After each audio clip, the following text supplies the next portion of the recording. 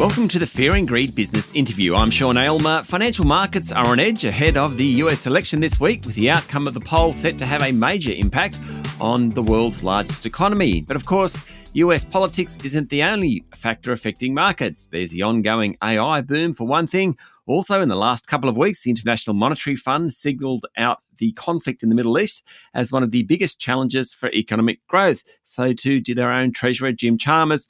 And with many central banks now cutting rates as inflation comes back under control, it all makes for a volatile time for markets. My guest this morning has to be across all of this. Joe Davis is Global Chief Economist at investment giant Vanguard.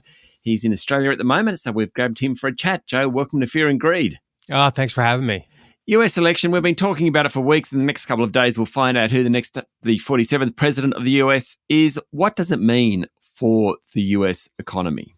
Well, I think, again, I like to focus on policy and party rather than the person, right? So I think there's similarities regardless of who wins in the sense of from the fiscal side. I think regardless of who wins the election, Sean, we're going to continue to see, deficits expand in the United States, which, not necessarily bad news in the near term, but obviously that'll be a headwind for the United States longer term in terms of how we fund them. And then other sort of policy implications really are up in the air. I think that's when, we haven't revised our forecast, I can tell you, regardless of who wins. It'll be really dependent upon, as we would move through next year, what sort of policy initiatives, whether it's around trade, tax policy, that would, I think, ultimately matter. I can tell you from an investment standpoint, it can create volatility in the near term, but history shows on average, stock returns, at least in the United States, have been the same under Republican and Democratic presidencies, which may surprise some. Okay. I'm not saying politics don't matter. It's just that a lot of other factors can drive markets. So what do you think the US economy will do over the next 12 months, couple of years? What are your forecasts for growth?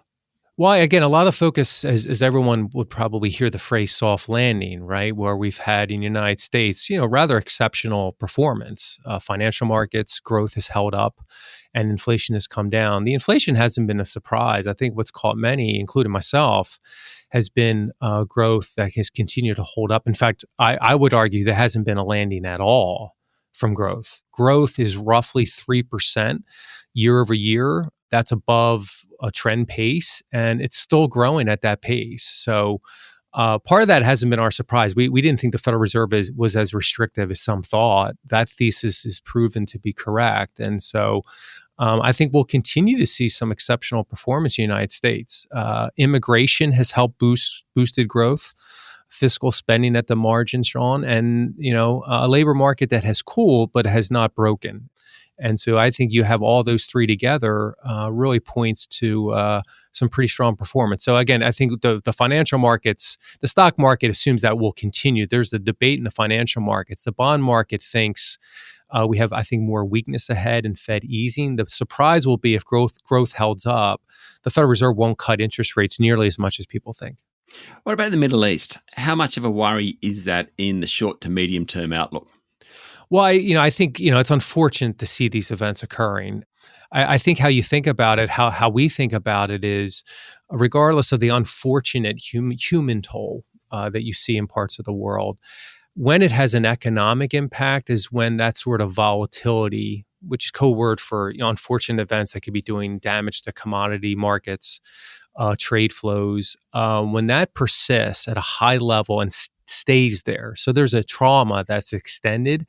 That's when you can see, economic effects, because businesses and consumers, they may see it in the cost of petrol or they will delay investment. We haven't seen that to date, broadly speaking, in the Middle East, but that's probably one of the biggest wild cards to the market. We've even had recessions globally in part because of what's happened to the petrol prices, as everyone knows. So that's something we monitor closely, but it would have to extend beyond any week or month. It would have to be an extended period of what I will call trauma in the geopolitical sphere for us to have significant economic damage. Stay with me, Joe. We'll be back in a minute.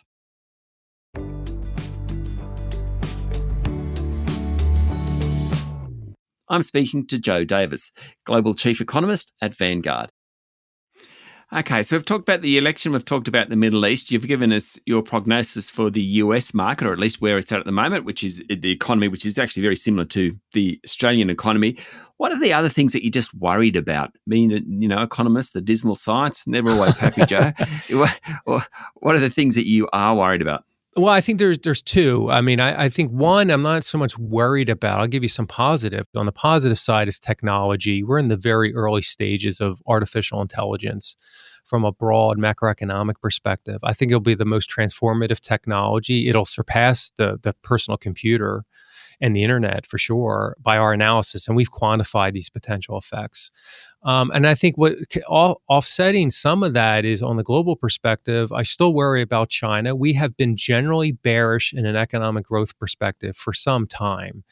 And I think, we're seeing evidence of that. They have a housing and real estate overhang, similar in some respects to what the United States and other developed markets faced after the global financial crisis. And so I think whatever growth they will see will disappoint.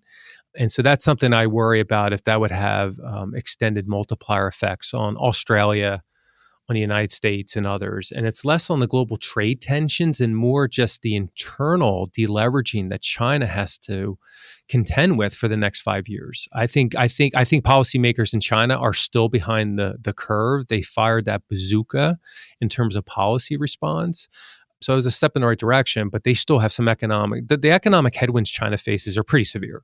Yeah. Okay, let's get on to AI then. You said you quantified it. Tell me about that. Well, I think, if we're bold enough to, you asked about the next year, right? And that's a tough enough exercise to think about the future, Sean. But, if we think about what does the world economy, what holds in store for it for the next 5 or 10 years, you start thinking about what we call megatrends, or things that are just more enduring, right? So it's not just Federal Reserve policy or what may be going on in the Middle East. You start thinking about things such as technology, the aging of society, debt levels in general rising or falling, globalization, is the world becoming closer together or more fragmented? These, when you zoom out, these determine 90% of growth and inflation stock returns over a 5 or 10 year period, which is why we spend a lot of time. And why I say we've quantified it, we believe we're the first research institution to look at all these trends in one cohesive system. And when you do that, it gives you some unique insights. And so we've been able to model, effectively anticipate to some extent, technological change. So we've assembled new data over 100 years. We're able to pick up signals that led to the diffusion of electricity. We're able to do this in 1980s. It starts to anticipate a run-up in growth on the personal computer. And this is not like magic. We're actually looking at the decisions businesses make. It's what venture capitalists call a J-curve. When they start to invest new capital and labor for new technologies as emerging, it takes time for those technologies to impact society in terms of greater profitability and productivity and all those things that we care about. So our signals today pick up the early stages that AI is actually for real, more likely than not. And so that gives us a prognostication that the consensus view of the world, which is one of status quo for Australia, Europe, and the United States, that consensus view of the IMF, of the Federal Reserve, has a very low probability of happening. That it's actually that there's upside risk to growth for the United States and Australia, which would share some of those dynamics, but it'll take some time. We're going to take about 5 years before we see some of that lift. And it's going to be automation that's actually going to help give us some of this lift, because that's what's holding back growth in a broad sense across the developed markets. So are we talking about productivity here? Are we talking about the ability to get more output per unit of input? Is that the big jump that we're going to see in the next 5 to 10 years? Yeah, I mean, the first thing that we'll see is actually augmentation. What that means is there's 3 types of technological change. So one is, Sean, you and I are workers, but we use a power tool, I think of it. Personal computer has been that, right? Yep. I can't do my job without a personal computer. So you get faster, and the human benefits from that. The second one is automation. Now, automation gets a bad name, and that's true. Some jobs are lost because of automation, but the fact is, in the United States, for example, 80% of the jobs are in the service sector. That's why we've had generally low growth and full employment. And so we actually need a little automation with the aging of societies across the world. That's what we'll see by roughly 3 to 5 years from now. And I spent a lot of time in Silicon Valley stress testing our simulations. They seem on point. And then the third one, which is more of the wild card, and that's where you can get an additional lift. And this is where electricity and personal computer really were transformative. And that is new industries or products emerge where AI is a platform, but it's not AI per se doing it, right? But you couldn't have it without AI. We would not have the entertainment industry. In fact, you wouldn't have the podcast without electricity, right? It's enabler. That's not creating your podcast, but you can't do it without it. And so there's the sort of things that's more, I can't tell you what part of the global economy those will come from, and that's more of the to be determined part of AI. Okay, we are out of time, but you mentioned before, I'm going to say globalisation, but you actually called it fragmentisation or the potential for fragmentisation. What are the prospects for that? Because an economy like Australia, where we rely heavily on exports, particularly of resources, globalisation really matters to us. What's the prognosis for globalisation?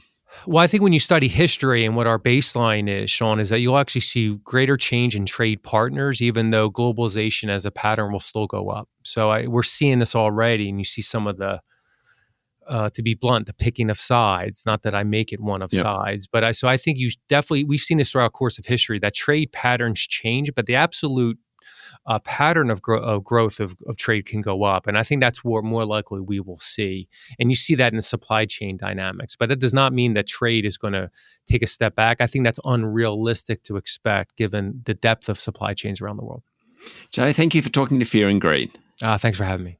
That was Joe Davis, Global Chief Economist at Vanguard. This is the Fear and Greed Business Interview. Join us every morning for the full episode of Fear and Greed, daily business news for people who make their own decisions. I'm Sean Aylmer. Enjoy your day.